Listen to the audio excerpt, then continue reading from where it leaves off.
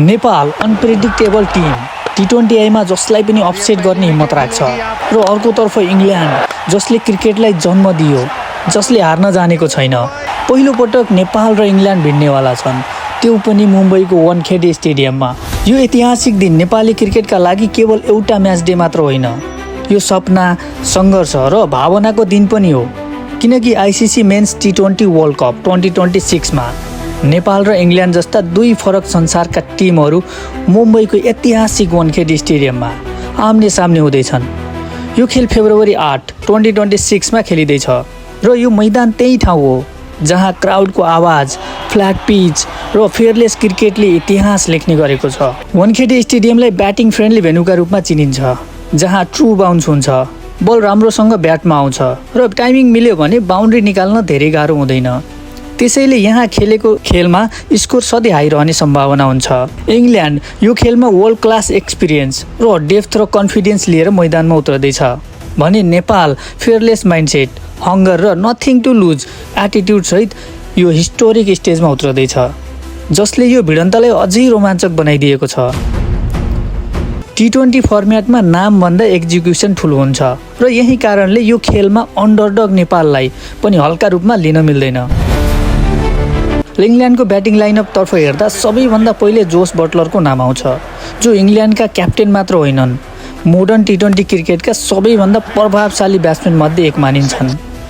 बटलरले आफ्नो टी20 करियरमा 3800 भन्दा बढी रन बनाइसकेका छन्, जहाँ उनको ब्याटिङ एभरेज करिब 35 र स्ट्राइक रेट लगभग 149 को आसपासमा रहेको छ, जुन प्रेसर सिचुएसनमा पनि कन्सिस्टेन्सी देखाउने रेयर कम्बिनेसन हो। बटलरले जनवरी 30, 2026मा श्रीलङ्का विरुद्ध खेलेको खेलमा ठुलो स्कोर त बनाउन सकेनन्, तर पावर प्ले र डेथ ओभर्समा बोलरमाथि दबाव सिर्जना गर्ने उनको एबिलिटी अझै इन्ट्याक्ट देखिएको छ। बटलरको स्ट्रेन्थ भनेको प्रेसर रन चेसमा काम रहँदै सही समयमा एक्सिलरेसन गर्नु हो, तर क्वालिटी स्पिन बलिङको विरुद्ध कहिलेकाहीँ अर्ली डिसमिसल हुने उनको विकनेस र नेगेटिभ साइड मान्न सकिन्छ।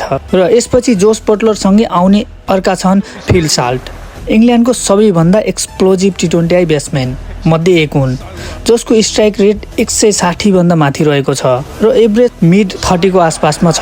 साल्टले 1 सेप्टेम्बर 2025मा आयरल्यान्डको द भिलेज स्टेडियममा खेलेको टी20 म्याचमा एग्रेसिभ 80 भन्दा बढी रनको इनिङ्स खेलेर पावर प्लेमा गेम कन्ट्रोल गर्ने क्षमता देखाएका थिए। साल्टको ब्याटिङको सबैभन्दा ठुलो स्ट्रेन्थ भनेको फिल्ड रेस्ट्रिक्सनको पुरा फाइदा उठाउँदै फास्ट बााउन्ड्रिज निकाल्नु हो, तर यही एग्रेसिभ एप्रोचले कहिलेकाहीँ लो स्कोर पनि ल्याउने गरेको देखिन्छ, जसले अर्ली विकेट झरे इङ्ल्यान्डको स्टेबिलिटीमा असर पर्ने पक्का छ। यसैगरी मिडल अर्डरमा आउनेछन् ह्यारी ब्रुक, इङ्ल्यान्डका की ब्याट्सम्यान हुन्, जसको टी20 एभरेज करिब 30 र स्ट्राइक रेट 150 को आसपासमा रहेको छ।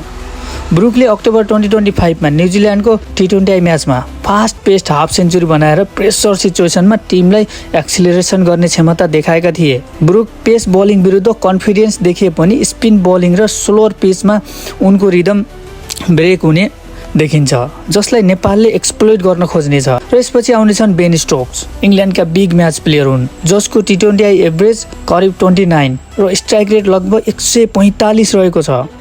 स्टोक स्ट्याटिक्स भन्दा पनि बढी प्रेसर मुभमेन्टमा प्रभावशाली खेलाडीका रूपमा चिनिन्छन्। रिसेन्ट म्याचेसमा उनको ब्याटिङ कन्सिस्टेन्सी फ्लक्चुएटेड देखिए पनि नकआउट टाइपको गेम्स र हाई प्रेसर मोमेन्ट्समा म्याच विनिङ इनिङ्स खेल्ने क्षमता अझै बलियो छ। यही कारणले इङ्ल्यान्डले स्टोक्सलाई क्लच प्लेयरको रूपमा भरोसा गर्न सक्छ। र यसपछि आउनेछन् लियाम लिभिङस्टोन, इङ्ल्यान्डको पावर हिटिङ डिपार्टमेन्टको मुख्य हिस्सा हुन्, जसको स्ट्राइक रेट 145 भन्दा माथि रहेको छ। एभरेज पनि मिड 20 को आसपासमा छ। एभरेज खासै राम्रो नभए पनि स्ट्राइक रेट भने एकदमै राम्रो छ र लिभिङस्टोन मिडल ओभरमा एकै ओभरमा 20-25 रन निकाल्न सक्ने क्षमता राख्छन्, जसले गेमको मोमेन्टम तुरुन्तै बदल्न सक्छ। तर हाई प्रेसर चेसमा सर्ट सिलेक्सन रिस्की भयो भने उनको पनि विकेट झर्ने सम्भावना देखिन्छ। र अब नेपालको ब्याटिङ लाइनअपतर्फको कुरा गरौँ। नेपालको ब्याटिङ लाइनअपतर्फ हेर्दा नेपाल यो खेलमा अन्डरडग भए पनि फेयरलेस क्रिकेट खेल्ने माइन्डसेटले खतरनाक बन्न सक्छ। कुशल भुर्ते नेपालका एग्रेसिभ ओपनर हुन्, जसले टी20 करियरमा 1000 भन्दा धेरै रन बनाइसकेका छन्, जहाँ उनको एभरेज करिब 28 र स्ट्राइक रेट लगभग 130 को आसपासमा रहेको छ। र भुर्तेलले मार्च 2024 मा हङकङको स्टेडियममा खेलेको म्याचमा एग्रेसिभ हाफ सेन्चुरी बनाएर पावर प्लेमा क्विक रन्स दिने क्षमता देखाएका थिए। तर अर्ली डिसमिसल हुने टेन्डेन्सी भने उनको विकनेस नै हो, जसलाई इङ्ल्यान्डको न्यू बल अट्याकले टार्गेट गर्न खोज्नेछ। र यसै गरी आउनेछन् उनको साथमा आसिफ शेख, जसको टी20 एभरेज मिड 20 को आसपासमा छ र स्ट्राइक रेट 115 र 120 को बिचमा रहेको छ। उनको क्षमता भनेको इनिङ बिल्ड गर्न सक्षम छन् र प्रेसरमा विकेट जोगाउने काम गर्छन्, तर टाइट बोलिङ फेजमा रन छिटो निकाल्न नसक्ने उनको कमजोरी हो, जसले रन रेट बढाउन चुनौती सिर्जना गर्न सक्नेछ। यसै गरी आउनेछन् रोहित पौडेल, नेपालका क्याप्टेन र एङ्कर ब्याट्सम्यान हुन्, जसको टी20 एभरेज करिब 35 र स्ट्राइक रेट 120 भन्दा माथि रहेको छ। रोहितले अक्टोबर 2023 मा युए विरुद्ध खेलेको म्याचमा कम्पोज्ड हाफ सेन्चुरी बनाएर प्रेसर ह्यान्डल गर्ने म्याच्युरिटी देखाएका थिए।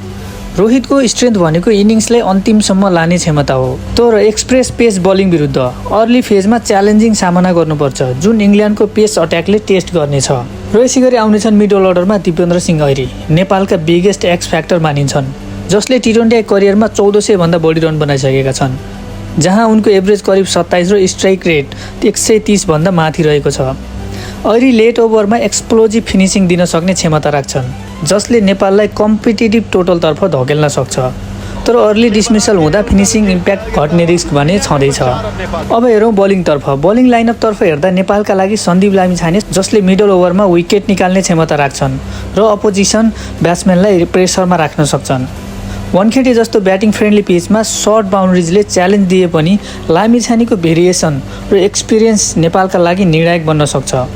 र यसै गरी आउनेछन् फास्ट बलिङतर्फ सोमपाल कामी, न्यू बलमा स्विङ निकाल्न सक्छन् र डेथ ओभर्समा कन्सिस्टेन्सी कायम राख्नु उनको लागि ठुलो टेस्ट हुनेछ।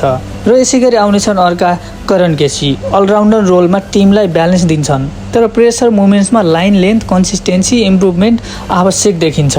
र इङ्ल्यान्डका बोलर्स साम करन, आदिल राशिद र जफ्रा आर्चरले नेपालका ब्याट्सम्यानलाई लगातार प्रेसमा राख्न खोज्नेछन्, जहाँ करन डेथ ओभर्समा भेरिएसन प्रयोग गर्नेछन् र राशिद मिडल ओभरमा विकेट हन्ट गर्नेछन्।